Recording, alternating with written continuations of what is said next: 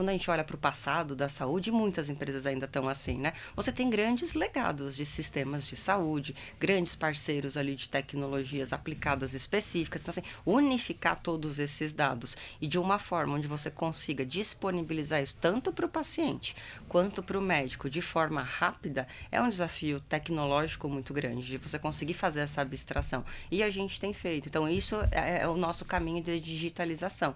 Digitalizar, reduzir papéis, digitalizar, melhorar a operação na ponta. Hoje em dia, você vai fazer um exame na DAS, você já pode fazer o seu check-in pelo celular, para você ter um tracking muito mais rápido quando você chega numa unidade. Então, são experiências que, de fato, digitalizam e melhoram a produtividade.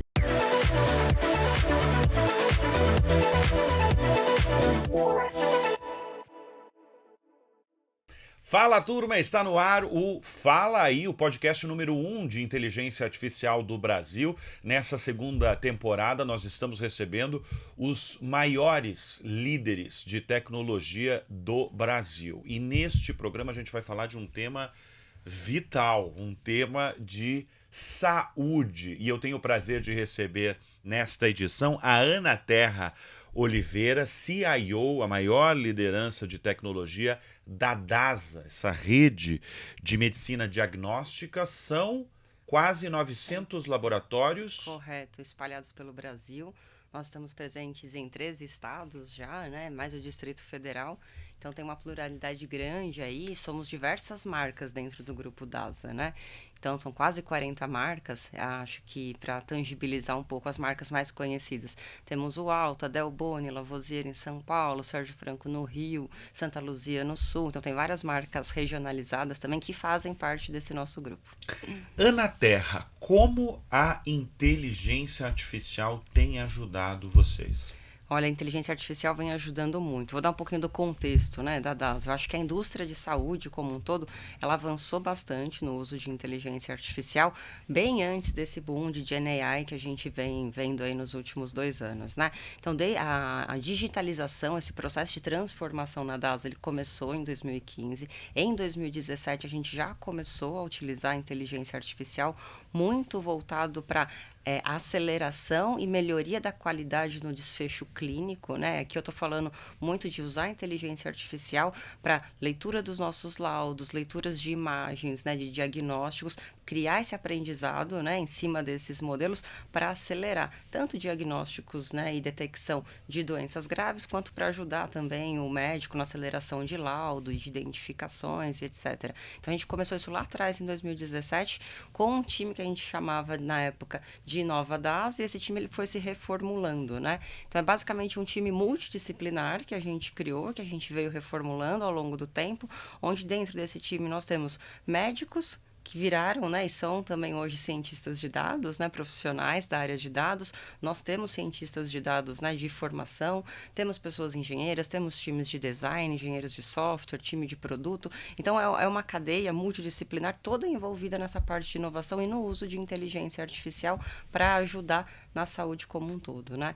Então, na DASA eu falo que quando a gente pensa em inteligência artificial, poxa, não é utilizar por utilizar, não é o hype, né? A gente sempre prioriza muito. Ou a gente está usando inteligência artificial para melhorar a experiência do nosso paciente, ou a gente está utilizando para melhorar e acelerar a qualidade de um desfecho clínico, que de fato é um diagnóstico, né, do que a gente tem, ou de fato a gente está usando para buscar eficiência operacional, produtividade dos times e etc., até para ajudar na sustentabilidade do negócio. Então são esses 3 nortes que a gente usa para de fato conseguir priorizar, porque a inteligência artificial ela está rodando em todo lugar, né, e solução é o que mais tem. Então a gente busca muito olhar para esses 3 pilares. A gente teve a oportunidade de conversar e antes da gravação, e me chamou muita atenção uma frase que você falou, que você não acredita mais em uma equipe de tecnologia dentro de uma empresa.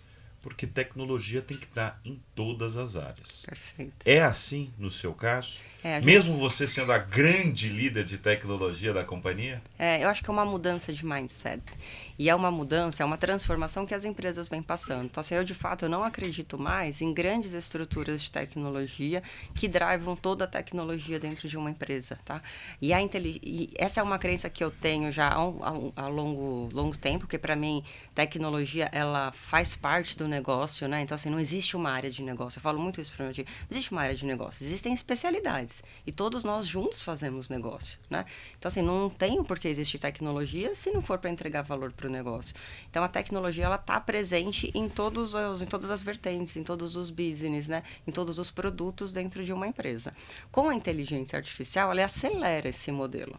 Então, eu acredito muito que a inteligência artificial, ela vai ter que passar por um letramento de toda a empresa. Todo mundo vai ter que conhecer o como utilizar, o como aprender, quais os riscos, quais os benefícios. E o time de tecnologia, claro que ele tem acesso a muita informação, claro que ele tem acesso, né, a muito mais coisas do que o restante das disciplinas, só que ele também tem uma responsabilidade grande ali de governar e drivar como que isso vai acontecer. Mas dentro de uma área financeira, por exemplo, de uma grande corporação, você tem que ter gente lá dentro que vai conhecer de inteligência artificial e que vai saber utilizar, porque são eles que conhecem as dores do dia a dia, são eles que, né, que manipulam lá não sei quantas mil planilhas e que a inteligência artificial pode ajudar. Não, e até para evitar burocracia, né? Porque, por exemplo, você citou a área financeira de uma companhia. Se você não tiver alguém de alguma forma que saiba inteligência artificial, saiba tecnologia, ele vai ter que mandar chamar o pessoal da TI. Vai chamar o pessoal da TI. Que mais? Da TI? Vai chamar o pessoal da TI, vai chamar um parceiro, um consultor, vai gastar e vão desenvolver uma solução com um front-end para que eles consigam utilizar, e vai demorar alguns meses para fazer isso, né? Eu falo, a gente tem um caso lá que a gente pegou e chamou o time da área comercial. Você imagina a área comercial. A gente falou assim, olha, a gente vai ensinar vocês a mexer no prompt. Tá? A gente vai ensinar vocês a codarem algumas coisas aqui para agilizar o dia a dia de vocês. Porque assim, eu não vou ficar desenvolvendo uma solução com front-end bonitinho para fazer um monte de coisa por trás que vocês podem fazer aí no dia a dia. E eles adoraram. Então, assim, é isso. É todo mundo saber mexer. Eu acho que no futuro próximo, todos os profissionais do mundo corporativo, de alguma forma, eles vão ter que aprender a ser... engenheiros de prompt, né? Para usar AI no seu dia a dia. O que é um engenheiro de prompt? Um engenheiro de prompt é quem consegue desenvolver, né, e utilizar inteligência artificial desenvolvendo prompts, né, com códigos básicos para melhorar o seu dia a dia. Então, a gente dá uma stack para ele, né, que seja, no nosso caso, a gente é parceiro do Google, por exemplo, né? Então, a gente dá uma stack de Google para ele, a gente ensina, e ele consegue gerar os seus códigos, criar suas bases locais, criar os seus selects, criar os seus agentes e por aí vai sozinho, de forma, né, autônoma. E isso tem um baita de um ganho na produtividade do dia a dia dele. Não é só um copilot, né? Não é só um copilot que vai fazer as transcrições ali das suas reuniões ou do vídeo. Não, é mais do que isso. É como te ajudar a ler contrato, é como te ajudar a comparar contrato, é como te ajudar a comparar cases complexos, a analisar diferenças entre planilhas gigantes e complexas. Então, tudo isso, o próprio time, que não é um time de tecnologia, consegue desenvolver se a gente der o correto letramento para eles. Então, eu acredito nisso. Eu acredito numa tecnologia que te ajuda a entregar a melhor tecnologia de forma segura e que todas as áreas vão ter que aprender a mexer em tecnologia e vão ter que aprender a se aventurar com inteligência artificial. E não ter medo da inteligência artificial. Tem muita gente com medo dentro da empresa? Eu acho que em todo lugar, né? Eu acho que tem medo do desconhecido, né? Então, eu acho que isso é do ser humano, né? Então, a gente tem aquele receio, aquele medo do desconhecido. Por isso que eu acho que o letramento ele é tão importante, a governança e o letramento, para levar para todos, né? Porque, olha, letramento é educação mesmo, é treinar. O letramento ele é treinar, quais são as ferramentas que pode, como que a gente usa, como que você pode acessar, como que você pode melhorar no seu dia a dia, dar cases, vídeos e etc. E o letramento ele tem que ser perene, né? Tem que ser algo constante que está ali no dia a dia de todo time. E vocês têm treinado os profissionais? A gente está começando, inclusive montando um programa com parceiros para a gente conseguir treinar a empresa inteira. A gente tem começado ainda de forma local, mas a gente está montando já um programa de letramento para toda a empresa, de desenvolvimento. Deixa eu chamar a atenção para a nossa audiência, porque no último report da DASA, me marcou muito uma declaração do CEO da DASA, que é o Rafael Lucchesi. Ele disse o seguinte: vem aí uma nova DASA, que na verdade eu acredito que já está em andamento uma nova DASA. Uma nova DASA que avança com uma agenda de digitalização e ganhos de produtividade na operação. Essa é a nova DASA. E essa é uma missão que eu imagino que está nas suas mãos, Dona Terra. Total, né? Na minha não, na mão de muitas pessoas do nosso time, né? Então, assim, é um time porque na sua função, grande e comprometido. quando eu ouvi essa declaração dele, eu lembrei de você. Porque você está por trás de digitalização, de ganhos de produtividade. Perfeito, e faz total sentido, né? E de fato essa é a nova DASA, é nisso que a gente acredita e a gente vem priorizando nossos investimentos neste sentido, né? Então, quando a gente fala de digitalização, a gente está falando desde a digitalização e da melhoria da experiência do nosso paciente na ponta. Então, um exemplo, hoje a gente usa modelos de inteligência artificial, e aqui eu estou falando de deep learning mesmo, né? De aprendizado de máquina, dentro das nossas máquinas de ressonância. Para quê? Para que a gente consiga acelerar o tempo da ressonância. Então, hoje, uma ressonância complexa, você pode ficar até 40 minutos dentro da máquina de ressonância, 50 minutos. Esses modelos, eles ajudam a reduzir em até 50% o tempo que um paciente fica dentro de uma ressonância. Então, os modelos de inteligência artificial, eles ajudam a reduzir o tempo, a melhorar a qualidade da imagem de uma forma acelerada, da imagem que a máquina extrai, né? Para o médico analisar, e ela ajuda, inclusive, também a diminuir o ruído, melhorando também a experiência do paciente. Então, eu falo, a gente melhora a experiência do paciente e a gente melhora o quê? A produtividade. Por quê? Porque uma máquina de ressonância, eu falo que é igual lugar de assento de voo. Um voo saiu, né? Voou com vários assentos vazios, né? Perdeu aquele ticket, né? A máquina de ressonância é a mesma coisa. Então, quanto maior a utilização e melhor a produtividade da nossa máquina de ressonância, mais produtiva a DASA fica. E exemplos de digitalização, por exemplo, todos esses dados, né? Que trafegam em tanto dados do paciente quanto dados de diagnósticos e etc., a gente tem hoje isso já totalmente centralizado. E a gente consegue disponibilizar isso através da nossa plataforma, do Navidasa, para todos os nossos pacientes. Então, independente de qual marca você vai na DASA, então se você foi há 10 anos atrás no Lavoisier, 5 anos atrás no Delboni e agora, 1 ano atrás, você foi no Alta, você tem todo o seu histórico dos seus exames dentro do Navi. E era algo que não existia isso. Que não existia no passado. Hoje parece óbvio, né? Exato, mas não existia. Não existia no passado. Desde quando existe agora? A gente está com o Navi desde 2021, mais ou menos, né? Acho que é por aqui, por 2021. E a gente vem nesse projeto de digitalização há um bom tempo. Por quê? Porque eram marcas que não eram integradas. Então, quando a gente olha para o passado da saúde, muitas empresas ainda estão assim, né? Você tem grandes legados de sistemas de saúde, grandes parceiros ali de tecnologias aplicadas específicas. Então, assim, unificar todos esses dados e de uma forma onde você consiga disponibilizar isso tanto para o paciente quanto para o médico de forma rápida, é um desafio tecnológico muito grande, de você conseguir fazer essa abstração. E a gente tem feito. Então, isso é o nosso caminho de digitalização. Digitalizar, reduzir papéis, digitalizar, melhorar a operação na ponta. Hoje em dia, você vai fazer um exame na DASA, você já pode fazer o seu check-in pelo celular, para você ter um tracking muito mais rápido quando você chega numa unidade. Então, são experiências que, de fato, digitalizam e melhoram a produtividade. Em relação a diagnóstico, né, você já falou bem, mas eu acho tão importante isso, né? Porque a gente está falando com outros profissionais de saúde que eu tenho falado, existe uma missão. Falei com um executivo de um dos maiores hospitais aqui de São Paulo. Ele falou que a missão do hospital, da rede de hospitais, é você prevenir o quanto antes, é aumentar a prevenção no país, né? Algo que talvez nos Estados Unidos é mais frequente, você evitar ao máximo da pessoa ir para o hospital. É isso. Né? E você vai continuar oferecendo o teu serviço. A empresa vai continuar ganhando dinheiro porque... Só que o objetivo é outro. É prevenir. É a prevenção. Exato. Como é que vocês estão vendo isso, a questão da prevenção e como a tecnologia tem entrado na prevenção e o diagnóstico, na verdade, que você já falou aqui, tem tudo a ver com isso, né? Tem tudo a ver com isso, né? E como que a tecnologia ajuda nisso, né? Então, isso é muito bacana de olhar como a gente consegue acelerar com tecnologia. Então, hoje, quando a gente fala de inteligência artificial, você consegue treinar um modelo de inteligência artificial em cima de imagens passadas, de imagens históricas, de exames que foram positivados em diversas doenças. E isso acelera... Como câncer. Como câncer. Tá. Isso acelera o diagnóstico de um médico, né? Então, a gente tem casos, por exemplo, de um modelo com um parceiro nosso, que ele consegue identificar uma doença neurodegenerativa, né? Muito antes do que um olho humano. Né? E aí ele consegue, exemplo, né? Identificar um Alzheimer no seu estágio inicial, coisa que o olho humano ia demorar anos mais para conseguir ver. Mas por quê? Porque aquele modelo, ele pega aquele histórico daquela pessoa positiva por anos, ele vai treinando, então ele vai conseguir identificar antes.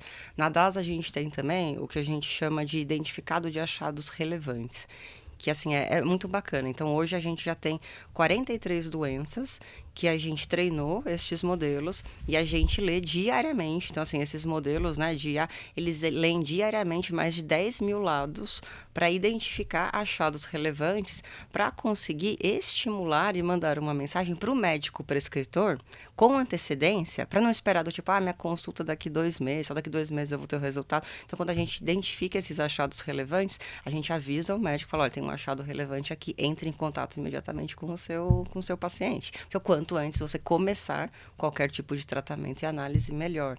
Né? Então, eu falo que a entrega de um valor que é muito importante, assim, né? E é muito gratificante também ver o quanto que a tecnologia pode acelerar esses diagnósticos e ajudar na prevenção de casos mais complexos, né? Acho que esse é muito do nosso trabalho.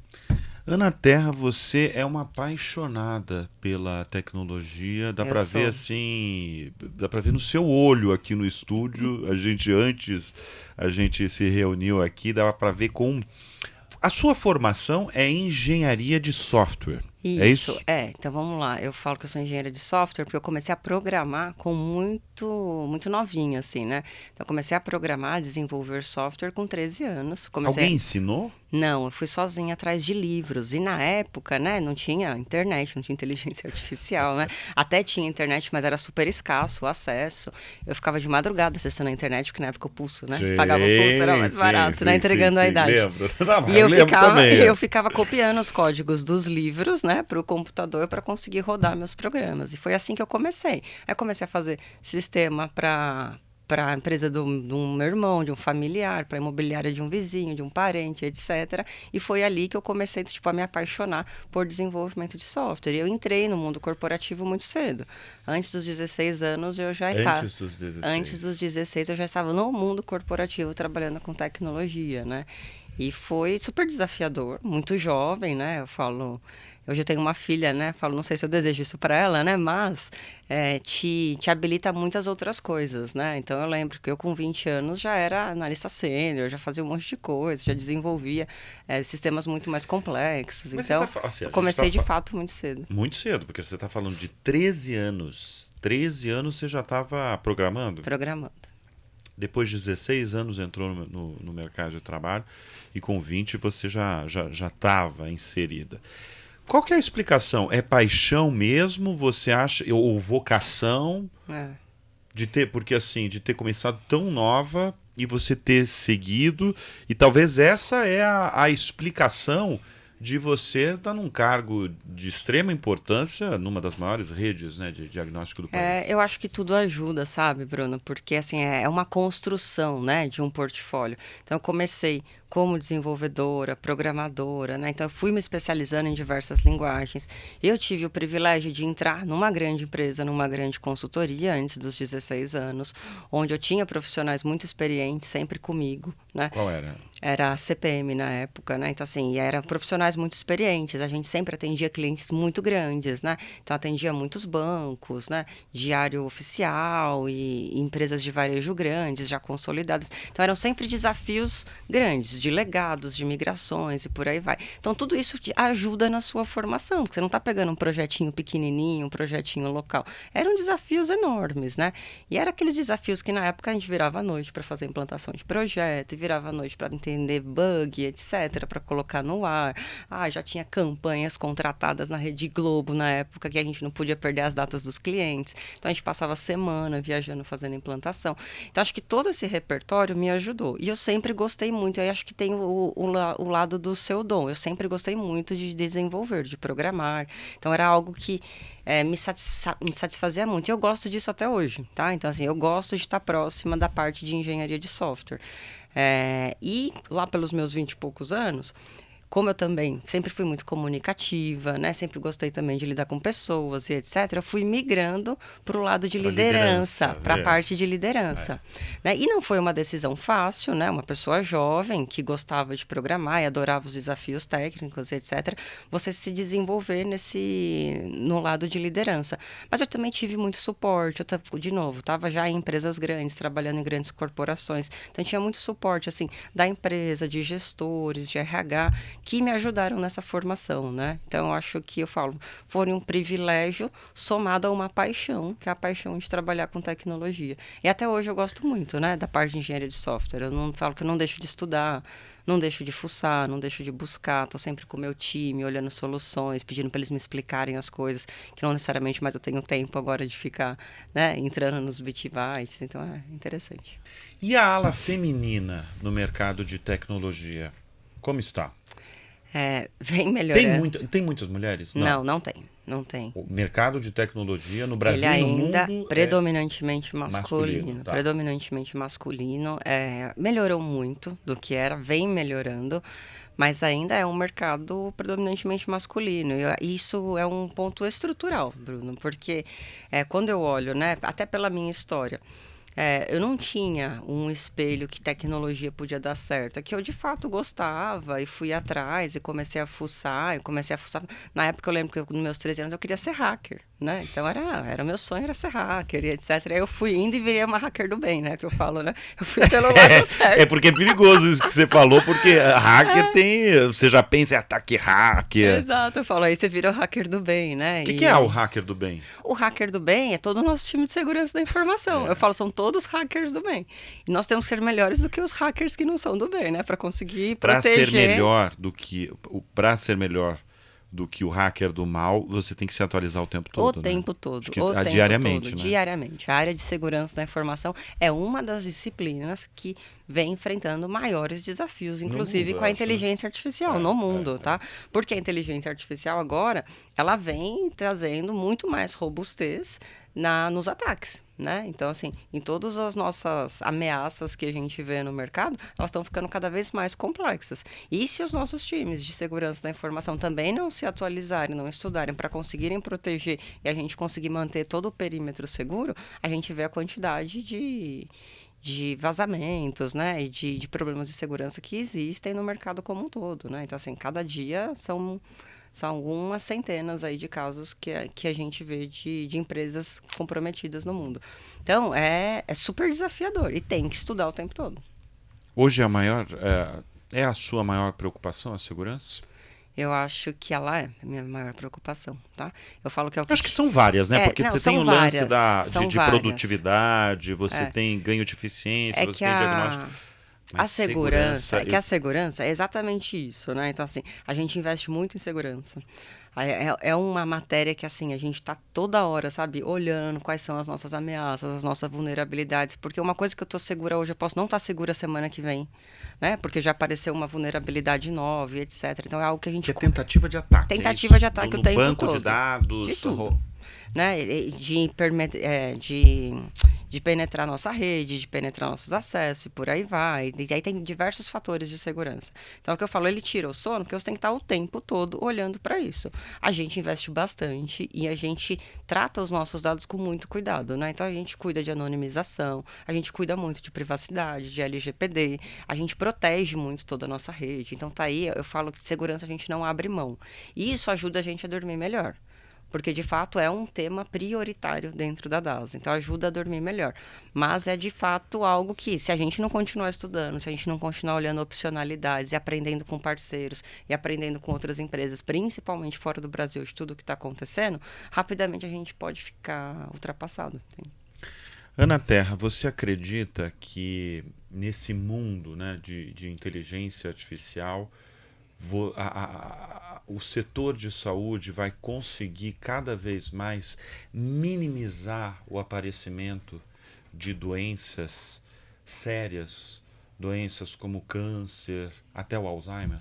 Eu acho que ela vai trabalhar muito mais na antecipação desses diagnósticos, para que justamente a gente consiga tratar e prevenir um avanço, né? A progressão dessas doenças, né? Porque o fator do ter a doença ou não ter a doença, não necessariamente a tecnologia que vai trazer, mas principalmente quando a gente vai para o lado da genética e usando muito inteligência artificial também nesse ramo da genética, você consegue trabalhar muito nessa prevenção. Olha, tem predisposição disso, disso, disso. Então, o médico consegue utilizar de todas essas informações para fazer um tratamento preventivo. Então, a resposta é sim, né? Se utilizado da melhor forma, toda essa cadeia de informação, de exames que a tecnologia vem avançando e entregando, os médicos sim vão conseguir ajudar a prevenir a quantidade. Uma vez ela existindo, a tecnologia certamente vai conseguir ajudar com que esse tratamento seja acelerado para não vir uma progressão tão rápida, né? Qual que é a sua missão no cargo que você está? Minha maior missão hoje é entregar, de fato, tecnologia, facilidade e melhorar a experiência, tanto dos nossos pacientes quanto dos nossos médicos, né? Sem nunca abrir mão da qualidade do que a gente tem e sem nunca deixar de olhar também para os nossos times, para os nossos colaboradores, que é quem, de fato, fazem tudo acontecer ali, né? Você conhece uma parte aí dos laboratórios que tem espalhados pelo país? Sim, a gente tem visita. Se vocês visitam? Eu visito os laboratórios, meu time todo. E a gente tem o time de tecnologia, por exemplo, de produtos. É um time bem espalhado, assim, né? Então, eles visitam, a gente está sempre nas regionais. Sempre que a gente vai fazer lançamento de produto, a gente está com eles, colocando, né? Como que a gente vai fazer esse rollout, como que a gente vai fazer esse teste, como que isso vai funcionar. Então, é um time muito presente na operação. Tem muita diferença regional aí entre laboratórios? Tem. O laboratório da capital paulista, o laboratório do Distrito Federal ou de outras regiões, Nordeste? Tem uma diferença, que eu falo que é diferença cultural, que inclusive a gente estava discutindo essa semana, né? A gente está numa iniciativa muito de digitalização, né? De paperless, olhar para o meio ambiente, etc. Então, quando você vai aqui para São Paulo, a necessidade dos pacientes de terem o exame físico impresso, ela já é muito menor. A maioria dos pacientes, mas não a maioria, mas grande parte deles já consultam no Nave, já conseguem, né, no aplicativo, já conseguem baixar o exame, compartilhar com o médico e etc. Quando você vai para outras regiões, por exemplo, como o Rio de Janeiro, é muito local a necessidade do exame físico, né? Então, assim, você quer sair lá, né, do seu laboratório com a sua sacolinha, com o seu exame impresso, com todos os seus resultados. E aí, por que essa diferença cultural? Porque o cenário foi se movendo no entorno. Então, quando a gente olha para São Paulo, todos os grandes hospitais foram fazendo essa adoção de digitalização, né? Então, não é só a DASA. Foram tirando do papel, foram ensinando o usuário a acessar um aplicativo, foram ensinando a rede médica, né? Então, a própria rede médica já se satisfaz hoje. Não, me manda por WhatsApp, não, eu consigo acessar aqui no NavePro, consigo ver todo o histórico dos seus exames, não precisa trazer impresso e por aí vai. Então, é muito cultural dos locais, né? De como que eles foram evoluindo culturalmente nesse sentido. Então, esse é um bom exemplo. Ana Terra, a gente está falando o programa inteiro dos avanços, dos benefícios da saúde privada do Brasil. Mas vamos a outra realidade brasileira, que é a saúde pública. Tem muita coisa ainda a se evoluir em relação a trazer os benefícios da tecnologia, trazer os benefícios da AI na saúde pública brasileira, correto? Correto. Assim, eu não tenho tanto acesso à informação da saúde pública, né, de como que eles estão gerando, né, e evoluindo nesses temas da parte de tecnologia, mas certamente tem, tá? Então, assim, nós temos parceria, inclusive, né, com o lado público, que é super importante, porque a gente consegue também ajudar e trazer um pouco dessa experiência. Eu acredito muito na interoperabilidade de dados, né? Eu acho que a interoperabilidade de dados, ela virá, né, olhando para o sistema público de saúde. Acho que é questão de tempo para a gente conseguir colocar isso no ar. E essa interoperabilidade de dados, onde o dado ele é do paciente, independente se ele foi no SUS ou independente dele ter ido numa clínica privada ou num hospital privado, você ter tudo isso no mesmo local e você conseguir compartilhar, acho que esse é o primeiro passo para a gente conseguir levar os ganhos dos investimentos que existem, de fato, na rede privada, também para uma rede pública, né? Eu falo que são passos que a gente vem dando neste caminho, mas é um futuro que não dá para negar, assim, inegável, né? Ele tem que acontecer. Anaterra, o que mais fascina você no setor de tecnologia? No setor de tecnologia, eu acho que é a constante transformação, a constante evolução, né? Eu acho que principalmente para pessoas inquietas, né? Que nem eu. Cara, assim, eu peguei tanta transformação, né? É aquilo, desde o client-server, do desenvolvimento, aí peguei o boom da internet, aí peguei depois os aplicativos, aí vem o celular, agora vem a inteligência artificial. São tantas transformações que te motivam, no meu caso, né? Que gosto de tecnologia, a estar sempre estudando, a estar sempre pesquisando, a estar sempre, sabe, participando de muita coisa para ficar antenado. Então, isso é o que me motiva. Você citou várias transformações, Várias né? transformações. Celular, enfim. Qual foi a maior delas na sua avaliação? Vai ser a inteligência artificial. Vai Tem ser. Eu acho mais que já do está que sendo, mas mais vai do ser. que a chegada do smartphone, Certamente. mais do que a chegada da internet. Eu acredito. Ela vai criar um novo jeito da gente olhar o mundo, da gente aprender algo que a gente ainda não sabe lidar, e a gente vai ter que tomar todas as providências e todos os cuidados, né? Porque toda transformação, ela traz também todos os riscos acoplados a ela. Então, como que a gente vai avançar em governança, em uso e etc. E aqui eu não estou falando só do mundo privado de uma corporação, não. Estou falando desse sistema como um todo, né? Quais leis que vão proteger, o que uma inteligência artificial vai poder fazer ou não. Então, a gente está entrando numa era já da desconfiança. Você não sabe já o que é verdade e o que não é verdade. Exato, do que você vê. Então, isso é complexo de você dominar, de você saber o que tem por trás. E né? tem uma questão do mercado de trabalho também, né? Total. Que vai se transformar para você, qual que vai ser a transformação? Vai ter muita perda de emprego? Vai ter uma criação de novos empregos? Eu acho que ela vai ter uma criação de novos empregos para quem se habilitar a entender e conhecer de inteligência artificial. Então, eu acho que, de novo, não tem que ter medo, tem que ter curiosidade, ir atrás e conhecer, porque eu acho que, acredito muito, né, que os empregos daqui para frente a gente não sabe nem quais serão, tá? Do que vai ter, do que a gente vai fazer e de como a gente vai fazer. Nem a gente nem sabe quais serão. Então, assim, tem que estudar, tem que acompanhar, porque, de fato, coisas mais simples a inteligência artificial vai fazer por nós. E olhando para a tecnologia dentro das empresas, eu vejo que a gente vai acabar substituindo muito o profissional júnior por inteligência artificial. Você acredita nisso? Sim, por quê? Porque a inteligência artificial, não é um ela vai... para essa ala jovem, Mas é um problema que pode virar oportunidade, né? Porque também todas as empresas, você não vai precisar do profissional júnior para fazer as atividades básicas, como desenvolver uma tela, como fazer um front-end básico, porque isso aí hoje ela já faz, né? Mas você vai precisar, sim, de formar pessoas. Porque a escassez do profissional de tecnologia, ela já existe hoje.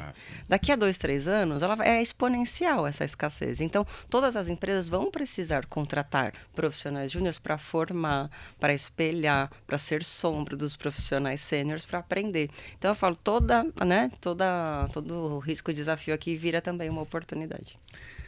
Anaterra Oliveira. Em primeiro lugar, que lindo o seu nome, viu? Obrigada. Anaterra. Vem da onde? Do livro do Érico Veríssimo, O Tempo e o Vento. Olha só, que lindo. Meu pai, historiador, apaixonado por literatura, aí tirou de lá. Você sempre gostou do seu nome? Eu sempre gostei do meu nome. Mas imagino que você teve que explicar muito ao longo da vida.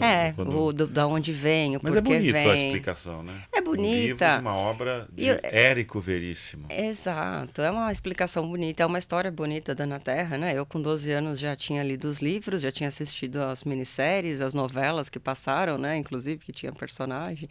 Então é algo que fazia parte ali da nossa vida, da nossa cultura dentro de casa. Muito bem, nós conversamos nesta edição do Fala Aí com Anaterra Oliveira, maior liderança CIO da DASA. Antes de encerrar, o que mais te surpreendeu, hein? Nos últimos tempos, Ana, em termos de aplicação de AI, teve alguma coisa assim? Você abriu o programa logo no começo falando de aplicação, o que a DASA tem feito, e tem feito muita coisa em relação à inteligência artificial, em aplicar AI nos negócios. Mas alguma coisa que te surpreendeu? Pode ser no Brasil, pode ser dentro da empresa, pode ser no mundo. Eu acho que eu tô diariamente me surpreendendo com coisas, tá? Então eu fico tentando acompanhar todas as notícias de AI, tá quase impossível acompanhar tudo o que vem acontecendo, né? Então assim, eu me surpreendi muito quando as grandes big techs também se envolvem no desenvolvimento de modelos para a saúde especializados em identificação de doenças específicas. O que é muito bacana e pode acelerar muito do nosso trabalho e ter um ganho isso para a sociedade assim mundial, né? Então acho que isso é muito bacana, isso me surpreendeu e ver o quanto que eles estão de fato investindo nisso. Me surpreendeu também todos esses avanços que a gente tem agora de inteligência artificial em geração de vídeo, em geração de campanhas e etc. A qualidade, né? Pega esse VEL3, né? A qualidade dele, assim, é um negócio impressionante. Você não consegue identificar mais o que é real, o que não é real, né? Então, acho que isso vem para mudar toda a parte de mídia, de marketing, né? E a gente tem que estar muito aware e perto disso para conseguir usar da melhor forma e ter todos os cuidados. E quando a gente fala também em outros avanços, né? Então, você vai para a China, cara, assim, uso de inteligência artificial para tudo, né? Então, já tem os humanoides, os robôs, agora já estão lançando robô que pode gestar criança e etc e tal. Então, assim, é um avanço. Gestar criança.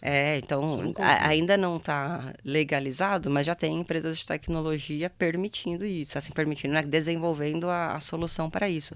Então, assim, são muitas. É um avanço. Você coloca. É um robô que vai gerir um bebê. É um robô, né? E aí você tem diversos modelos e diversas inteligências. Aí aqui tem muito deep learning, mas tem também muita parte de máquina, né? Envolvida, onde ele vai conseguir, teoricamente, gestar um feto. Se você colocar um embrião lá dentro, ele consegue fazer a gestação. Assim, cara, assim, tem... Nunca ouvi isso em Ana Terra. Então, aí você imagina. Aí tem uma parte ética muito grande envolvida, né? Isso aí tá num laboratório, numa empresa de tecnologia. Mas é isso, assim, aonde pode chegar a tecnologia? Aonde a gente pode ir? Então, quando eu vejo essas notícias, eu falo, nossa, o que vai ser, né?